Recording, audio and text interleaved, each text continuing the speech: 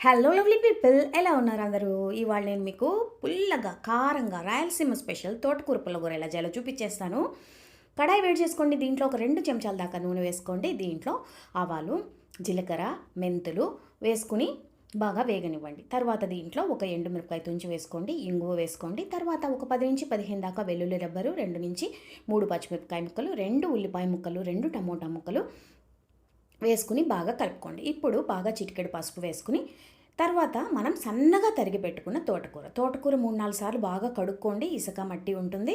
ఇది అంతా మొత్తం క్లీన్ చేసుకున్న తర్వాత కలుపుకుని మూత పెట్టుకోండి. ఒక 5 నిమిషాల తర్వాత తోటకూర అన్నీ టమోటాలు అన్నీ చక్కగా మగ్గిపోతాయి. ఇప్పుడు దీంట్లో ఒక చిన్న ఉసిరికాయ సైజు చింతపండు రసం, రుచికి సరిపడా ఉప్పు, 1 స్పూన్ కారం లేదా సాంబార్ పొడి వేసుకుని బాగా కలిపేసుకోండి. మీకు ఇష్టం ఉంటే ఒక చిన్న బెల్లం ముక్క కూడా వేసుకోవచ్చు. ఇప్పుడు దీన్ని మూత పెట్టి మరో 2 నిమిషాలు ఉడికించండి. ఇప్పుడు మనం ఒక చిన్న కప్పు దాకా కందిపప్పు, ఉడికించిన కందిపప్పు వేసుకుంటే కమ్మటి తోటకూర పుల్లగూర రెడీ అయిపోతుంది. చాలా టేస్టీగా